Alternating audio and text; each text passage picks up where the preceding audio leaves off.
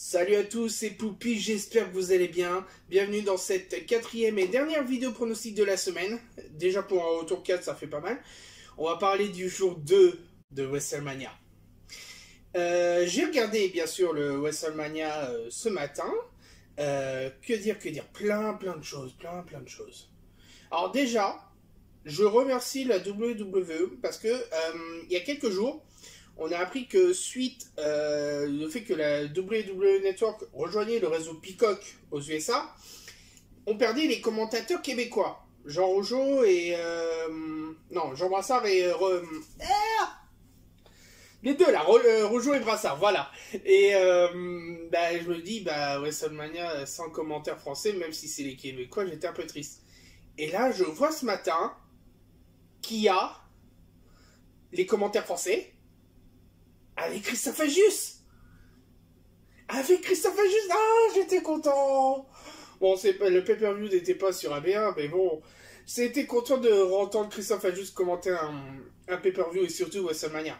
Alors, il était avec un autre commentateur, je ne sais plus son nom, mais c'était vraiment de très bons commentaires de la part de nos deux amis. Donc, je les remercie d'avoir commenté ce WrestleMania. J'ai hâte de les réentendre pour la nuit 2. Deuxième petite chose, on reparle du jour 1. Si vous regardez ma vidéo pronostic du jour 1, vous regardez chaque match, j'ai fait 100% des pronostics.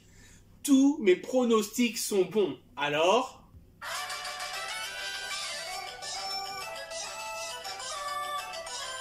voilà ce que c'est un visage qui est content. Tous mes matchs que j'ai prédits étaient bons. Hop. Bon, j'avais mis quand même une petite pastille sur le turmoil, mais j'avais raison que Natalya et Tamina avaient plus de chances que Carmella et Billie Kay. Et au niveau de la durée de match, je trouve que c'était assez conséquent. Au niveau des main events, le premier match et le dernier match, on est pas loin des 18 minutes. Le match le plus court que je regarde, c'est le match tag team pour le titre d'Euro, qui a duré 9 minutes 45. Donc une dizaine de minutes, c'est dommage. Mais non, où j'ai été impressionné, c'est Bad Bunny. Oh, il nous a fait une entrée magnifique, digne du WrestleMania, mais il est pris ce qu'il nous a fait. Il nous a fait de la powerbomb. Il nous a fait du saut au coin. Il nous a fait... alors si je me trompe pas, la prise c'est une sorte de destroyer. C'est quand vous prenez en powerbomb et que vous le faites retourner en 360. Une prise que Adam Cole maîtrise très bien aussi. Ah, quand il nous a fait ça, et même quand on a vu le match, Damien Priest était même impressionné de Bad Bunny. Voilà ce que je peux vous dire. Non, pour moi, c'est un des plus beaux matchs de ce jour 1. Et ça me rappelle, comme je disais hier, le match avec Stephen Amell et Adrian Neville, qui était un SummerSlam. Voilà. Bon, on va assez parler du jour 1, on en parlera plus tard dans un débrief. On va parler du jour 2, qui, je l'espère bien, sera aussi impressionnant que le jour 1. 7 matchs de prévus. Match de championnat, 3, 4 et 5 matchs de championnat. Niveau stipulation, il y a une stipulation que je connais pas trop. On en reparlera. Et puis voilà. On va commencer avec... on va directement commencer le côté féminin. Jour 1, donc Natalya et Tamina ont gagné le turnoil. Bon, ils ont eu un peu de chance aussi parce qu'elles sont arrivées aussi c'était la dernière équipe des 5. Et donc, elles vont affronter pour le titre féminin tag team Nia Jax et Shayna Baszler. Alors, que dire du match d'hier? Très beau match dans l'ensemble. J'étais impressionné de... Alors, l'équipe en voyant comme ça, que je voulais qu'elles aillent quand même jusqu'au bout, c'était Ruby Riott et Liv Morgan. Elles avaient un look, mais putain, à la Riot Squad, mais Suicide Squad, magnifique. Ça me faisait trop penser au Suicide Squad avec Harley Quinn, tout ça. Liv Morgan aimerait vraiment le style Harley Quinn. Et donc Natalya et Tamina. Natalia, quand elle est arrivée, elle voulait directement faire un sharpshooter, mais on dit non, on va quand même combattre un peu. Et à la fin, lorsqu'on savait qu'elles allaient gagner, Natalya allait faire son sharpshooter, mais elle a demandé à ce que Tamina fasse son Samoan drop, comme à la façon Snuka. Et donc elle l'a fait, voilà. Alors je sais pas s'il y avait un petit quiproquo entre les deux, mais voilà, elles ont montré qu'elles étaient puissantes. Elles se connaissent vraiment depuis de très longues années. L'une était avec les frères Rousseau, l'autre était dans la Art Foundation, la Art Dynasty plutôt. Donc, mais elle connaît très bien le dojon Art. Et donc, affronter Nia Jax et Shayna Baszler, ça va être un match assez technique, puissant, brutal quand même, parce que les quatre, elles ont une très bonne carrure. Alors, il est aussi annoncé qu'il y a Reginald qui est du côté de Shayna et de Nia. Est-ce qu'il va avoir un rôle de Doran? Je sais pas. Pour moi, ça fait longtemps que j'attends Natalya ou Tamina avec un titre, que ça soit le titre féminin solo ou en tag team. Donc pour moi, je vais dire que Natalya et Tamina vont gagner ce match et devenir les nouvelles championnes féminines par équipe. Et pourquoi pas, par la suite, est-ce que Nia ou Shayna, soit elles retentent le titre, soit elles se séparent et repartir vers le titre simple de SmackDown ou de Raw. Je verrais bien un Shayna contre Asuka, par exemple, à Raw. Voilà. Deuxième match de la soirée, on va continuer sur un match pour le titre. Riddle défend son titre contre Sheamus pour le titre américain. Donc, que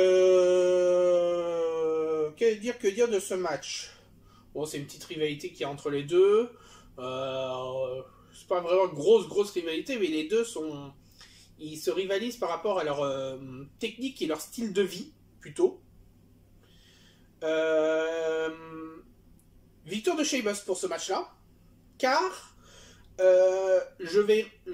par rapport à ce qui s'est passé au premier soir, les victoires que j'ai dites pour le premier soir, c'est plutôt en termes d'image pour le futur.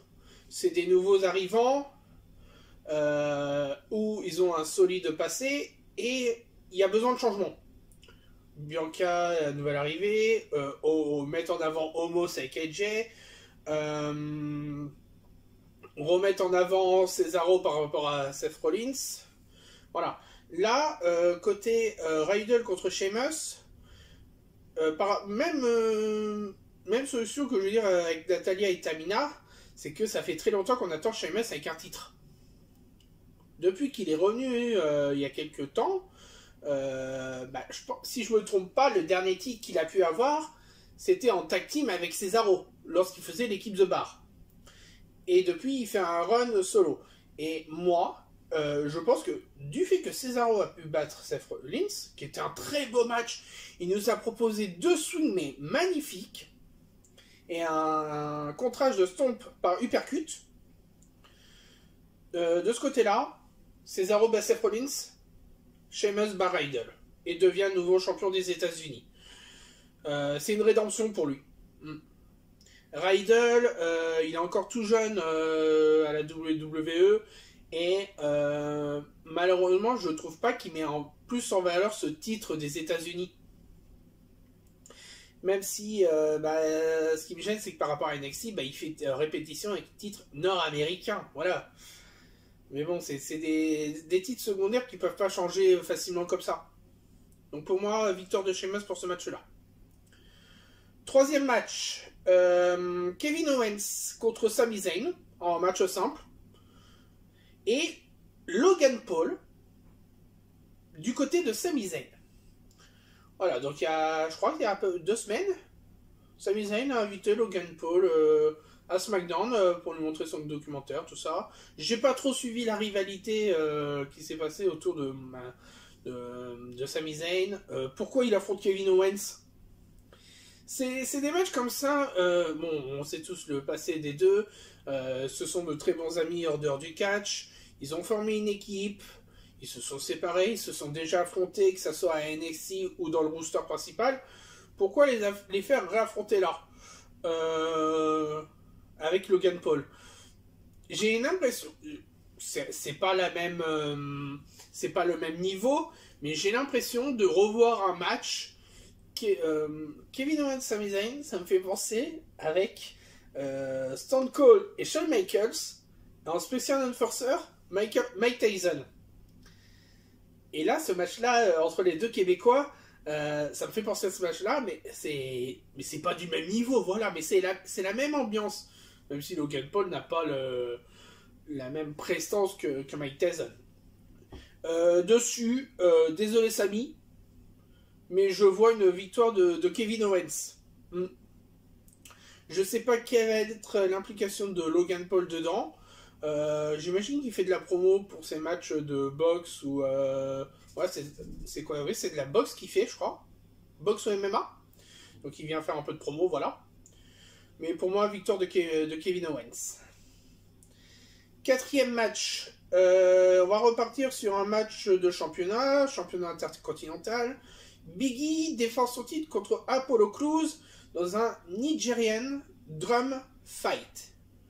Alors je ne sais pas du tout ce que c'est. Donc j'imagine que ça doit être en lien avec le gimmick d'Apollo Crews qui fait dire que il a des origines nigériennes.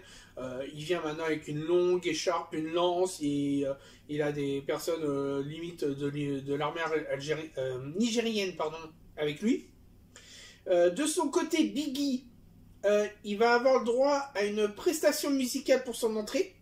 C'est le chanteur et rappeur, je crois, Whale, qui va faire la prestation musicale de l'entrée de Big E. Donc ça, c'est cool. Apollo Crews, pour moi, n'a pas encore la carrure, même si dire ouais, j'ai les origines nigériennes, les deux sont d'ethnie, sont métissés, voilà quoi. Non, Big E va garder son titre. Hein. Ouais. Malheureusement, comme on avait pu voir sur le jour 1, c'est Big E qui avait fait l'entrée de New Day et les trois étaient ceinturés. Mais là, je trouve qu'il y avait pas mal de changements de ceinture. Il y en a eu combien? Il y en a eu deux. Deux changements de ceinture à WrestleMania jour 1. À NXT, il y a eu 2 changements de ceinture aussi. Donc pour moi, la nuit 2, si je vois comme ça, 1, 2, ouais, pour moi, c'est... Non, si on compte les nombres de ceintures, il y aura un troisième changement, mais pour moi, c'est pas tout de suite. Donc Big E va garder son titre contre Apollo Crews. Cinquième match. Un match qui va être impressionnant, je pense, quand on connaît l'historique. C'est un match entre The Fiend, qui est annoncé en tant que The Fiend Bray Wyatt, qui sera avec Alexa Bliss contre Randy Orton. Je ne sais pas comment ça va s'organiser, parce que, il y a des théories qui sont faites autour de Fiend. Déjà, il a une nouvelle tenue, tout ça, parce qu'il est revenu des flammes dans la storyline. Mais il y en a qui disent que c'est pas Bray Wyatt sous le costume. Il n'a pas la même corpulence. Et il y en a qui disent que ça serait Bo Dallas, qui est en fait le frère dans la vraie vie de Bray Wyatt. Que dire de ce match? Moi, j'aimerais bien que cette storyline se termine. C'est une storyline qui existe quand même depuis 2 ans. Je crois 2 ou 3 ans. Où on peut dire que tout avait commencé lorsque Randy Orton faisait partie de la Wyatt Family. Et il avait terminé ce chapitre en brûlant la maison de Bray Wyatt, où il y avait l'esprit de Sister Abigail. Et donc là, lorsqu'il est revenu Bray Wyatt en tant que The Fiend, tout ça, il a eu différents adversaires. Mais là, avec Randy Orton, c'est une storyline qu'il a depuis que Randy Orton a terminé sa rivalité avec Edge. Et mettre en place avec le personnage de Alexa Bliss.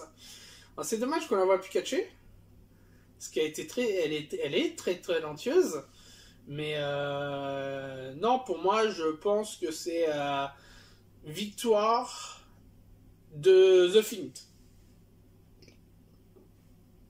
À Fastlane, Randy Orton devait affronter Alexa Bliss. Ils se sont affrontés alors qu'au final, il s'est rien passé. The Fiend était de retour. Et là, je pense que The Fiend va gagner le match. Et ça va permettre quand même à Randy Orton de prendre des congés. Parce qu'il a, sur la dernière année, l'année Covid, il a pas mal bossé, que ce soit dans les pay-per-view, que ce soit la rivalité avec The Fiend, que ce soit la rivalité avec Edge ou d'autres personnes. Il a beaucoup bossé, Randy. Et donc, ils vont mettre en place une storyline avec The Fiend, mais un peu plus obscure, je pense. Donc, victoire de The Fiend de Bray Wyatt. Et maintenant, attaquons ce qui est pour moi les deux main events. Il y en a un qui est le main event, mais l'autre, on ne sait pas quand est-ce qu'il va être mis. On va parler du match féminin de Raw. Asuka défend son titre contre Rhea Ripley. Alors, ce match-là, alors ce qui m'embête, c'est que sur les dernières semaines ou derniers mois, on n'a pas vraiment de données concernant les matchs de ces deux femmes. Rhea Ripley, qui était à NXT encore en 2020, est arrivée à Raw il y a un peu plus d'un mois, un mois et demi. Parce qu'en fait, au départ, ça devait être Charlotte qui était potentielle au titre de Raw, qui devait affronter Asuka parce que elles étaient en équipe et l'équipe s'est coupée. Merci Monsieur Ric Flair. Comment dire? Il y a des soucis entre la WWE, tout ça, des soucis plutôt personnels, je pense. Et donc, ils ont fait revenir Rhea Ripley dans le roster principal. Bon, elle avait participé au Royal Rumble, tout ça. Et elle dit comme ça, j'arrive, et hop, je voudrais affronter la championne pour le titre. Direct. Voilà, comme ça. Et de l'autre côté, Asuka, qui est championne de Raw depuis, si je ne me trompe pas, le lendemain de Money in the Bank, où Becky avait annoncé son départ pour sa grossesse, et elle avait dit que la mallette Money in the Bank contenait directement le titre, et c'était pour Asuka.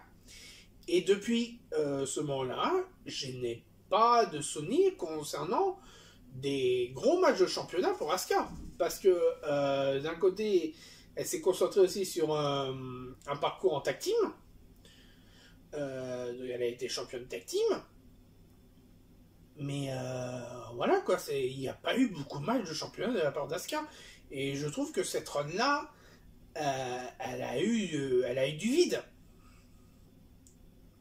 Et donc pour moi, est-ce qu'ils veulent couper encore la série d'invincibilité d'Asuka? Non. Non. On peut pas se permettre de dire Rhea Ripley, elle a fait un très beau run NXT, on va la mettre comme ça dans le bain du roster principal. En comparaison avec Bianca Belair, elle est là depuis plus longtemps que Rhea dans le roster principal, et Bianca a déjà fait pas mal, je vais pas dire pas mal, mais quelques matchs dans le roster, donc elle a montré comment elle se battait et tout ça. Donc pour moi, victoire d'Asuka. Et je pense, de ce que j'ai pu voir sur les réseaux sociaux, il va y avoir du changement cette semaine par rapport à ça. Que ça soit soit à WrestleMania, soit dans la semaine, je m'attends à du retour féminin et un petit challenge pour Asuka. Donc victoire d'Asuka pour ce match féminin d'Euro pour le titre. Et le dernier match de la soirée est bien sûr lui qui est annoncé comme main event. Triple menace pour le titre universel de la WWE côté SmackDown. Le chef de la table, Roman Reigns, avec son conseiller Paul Heyman, va défendre son titre contre deux superstars. Daniel Bryan et Edge. Très très beau match en perspective. Malheureusement, bah, comme vous avez pu voir sur le jour 1, ils ont préféré mettre le match de Bobby Lashley et Drew McIntyre premier match de la soirée. Comme ça, ils se sont dit, bon, on le remet comme ça, et puis voilà. Mais c'est un match, pour moi, que j'attends plus ce match pour le titre universel. Que dire de ce match-là? Pardon. Alors, Roman Reigns, qui est champion depuis maintenant quelques semaines, quelques mois, qui fait un bon run. Il reprend un run qui s'est passé il y a quelques années lorsque c'était ses membres aînés de la famille, je crois que c'est son père et son oncle, qui étaient eux les chefs de table. Donc lui c'est la Powerhouse qui est le chef. De son côté, bon, ils l'ont pas mis dedans, mais je pense qu'il y aura du Jey Uso, ou même pourquoi pas du Jimmy Uso dans le match. Jey Uso, lui, qui a gagné le match André de Giant Memorial Battle Royale à SmackDown. Me demandez pas pourquoi ils l'ont mis à SmackDown, mais pas en pré-show de ce week-end. Alors, il va affronter Edge et Daniel Bryan. Ça me rappelle deux choses.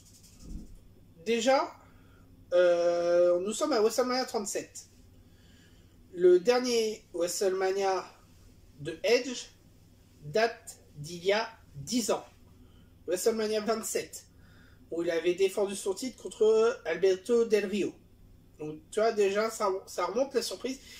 Comme ils ont pu faire pour le Royal Rumble, ils veulent faire quelque chose autour de Edge. L'ultimate opportuniste. Ils veulent montrer que... Moi, ce qui me gêne, c'est ils l'ont introduit dans le Hall of Fame. Et il est ressorti de sa retraite comme ça. Bon, c'est arrivé à d'autres personnes de la WWE aussi. Mais voilà. Et donc, ça serait magnifique qu'ils disent que pour Edge, après 9 ans d'absence, il gagne le Rumble 10 ans après son dernier match. Il gagne son match au WrestleMania 10 ans après son dernier match au WrestleMania. Un truc comme ça. Surtout que le Royal Rumble, il est arrivé premier. Et il a terminé le Royal Rumble. Donc pour moi, il y a du très bon potentiel côté Edge. Roman Reigns est aussi sur une très belle run et je ne sais pas si la WWE veut couper tout de suite son règne. D'un autre côté, vous avez aussi un autre opportuniste, Daniel Bryan. Donc je rappelle les faits. C'était Fastlane. Roman Reigns défendait son titre contre Daniel Bryan. Et l'arbitre, c'était Edge. Et il s'est passé... C'était un beau match, tout ça. Il y a eu l'intervention de Jey, malheureusement, mais on s'en doutait.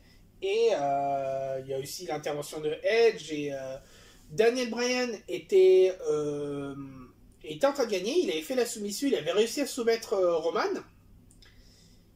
Mais il n'y avait pas d'arbitre. Donc... Et donc voilà quoi, donc ils ont introduit Daniel Bryan dans le match entre Edge et Roman Reigns, parce qu'au départ, si Daniel Bryan avait gagné à Fastlane, ça devait être Daniel Bryan contre Edge, et donc voilà, tout ça. Mais là, cette triple menace, ça me fait penser à un autre WrestleMania. C'était WrestleMania 30, où il y avait la longue montée de Daniel Bryan, où premier match de la soirée, il affronterait Triple H. Et s'il battait Triple H, il affrontait Randy Orton et Batista dans une triple menace pour le titre.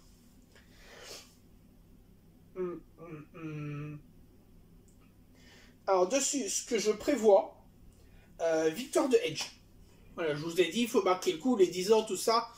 Ils veulent casser un peu la chaîne. Et en plus, Edge est sous contrat, il a certains matchs à faire. Mais je pense que le run de Edge va pas durer toute l'année. Je pense que pour moi, Edge va gagner ce match-là, mais soit en faisant un pinfall sur Daniel Bryan, soit en soumettant Roman Reigns. Un des deux. Je sais qu'il y aura du Superman Punch, il y aura du Spear, il y aura du Yes Submission, voilà. Ça va être un beau match, je pense, une durée au moins dans les 20-25 minutes. Et pour moi, ça serait bien, ça serait cool que Edge gagne ce match-là. Et puis, on verra bien, hein. Que dire d'autre de ce soir 2?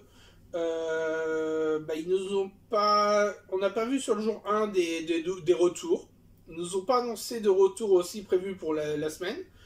On verra bien ce que ce jour 2 nous préserve. Ouais, donc. Croisons les doigts pour que j'ai un bon ratio dans mes pronostics. C'est vrai que j'étais impressionné d'avoir 100% sur le jour 1, mais bon, ouais. On voit bien la séparation entre jour 1 et jour 2. Il y a certains matchs qui sont plus faciles à prévoir que d'autres. Et non, j'étais vraiment intéressé par le jour 1 et je sais que le jour 2 va être autant impressionnant. Et voilà. Merci à tous d'avoir regardé cette vidéo. On se donne rendez-vous dans une prochaine vidéo pour faire un débrief on va dire cette semaine complète, que ce soit les 2 jours de NXT ou les 2 jours de WrestleMania. Je ne sais pas encore quand est-ce que ça va être, mais je pense que c'est sûrement mercredi, parce que lundi il y a Raw, maintenant NXT passe le mardi soir, donc je pense que je vais me baser sur ces 2 shows-là pour faire un débrief. Côté SmackDown, on verra plus tard. Et puis voilà. Merci à tous d'avoir regardé la vidéo. À la prochaine. Ciao.